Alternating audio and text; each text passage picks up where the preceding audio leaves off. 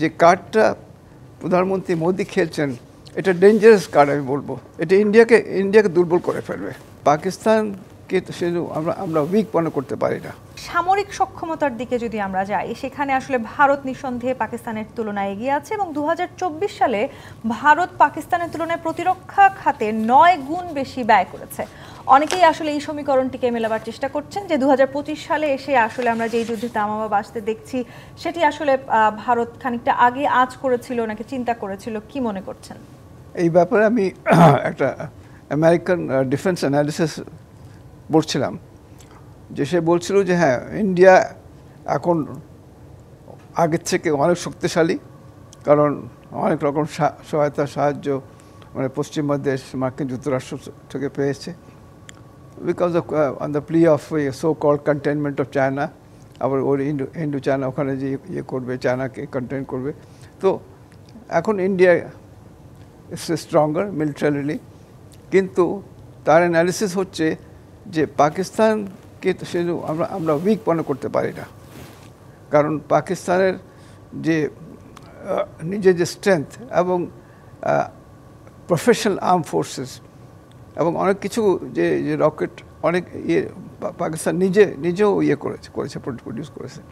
R moral when it comes to India পাকিস্তানের মোরালটা যে আমরা কোনো রকম মাথা নত করবো না। আর এই যে যে যে জিনিসটা যে প্রফেসর বলছিলেন, এই যে আর্টিকেল 370 হ্যাঁ 770 ইয়ে করে, এটা তো এটা মিনিং হচ্ছে দ্যাট জম্মু অ্যান্ড কাশ্মীরের জনগণ এটা অ্যাকসেপ্ট করে নাই that India, that Kashmir is an integral part of India.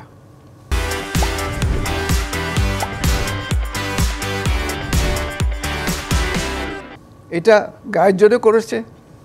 আর এটা সমাধান হচ্ছে, এটা সিমলা চুক্তিতে হয়েছিল যে সব রকম যে আউটস্ট্যান্ডিং যে ডিসপিউট আছে, কনফ্লিক্ট আছে, এটা রিজলভ করার জন্য bilateral negotiation, peaceful bilateral negotiation, এর কোনো বিকল্প নাই।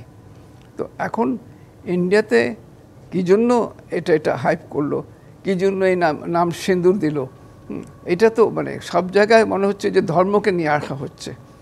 এইটা কিন্তু আমরা ইতিহাস থেকে দেখেছি যে বেশি ধর্ম কার্ড যদি খেলে, আমরা পাকিস্তান ইতিহাস থেকে দেখলাম, এটা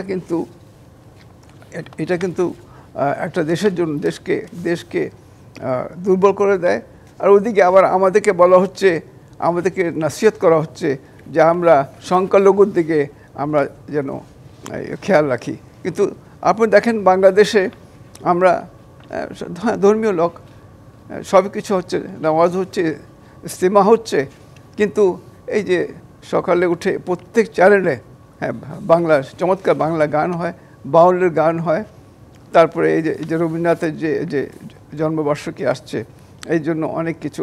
তো আমরা একটা শান্তিপূর্ণ দেশ, বাংলার সংস্কৃতি ইসলাম এবং সুফিজম বলেন, আমরা পার্টিশন আগে ছিলাম, আমি অনেক আগের থেকে আমাদের সবচেয়ে ভালো বন্ধু ছিল এবং বেস্ট টিচার ছিল হিন্দু টিচার। তো আমরা এটা আমাদের কোন সময় হিন্দু মুসলমান এই জিনিসটা আসে নেই। যেভাবে যে কার্ডটা প্রধানমন্ত্রী মোদি খেলছেন এটা ডেঞ্জারাস কার্ড আমি বলবো। এটা ইন্ডিয়াকে দুর্বল করে ফেলবে।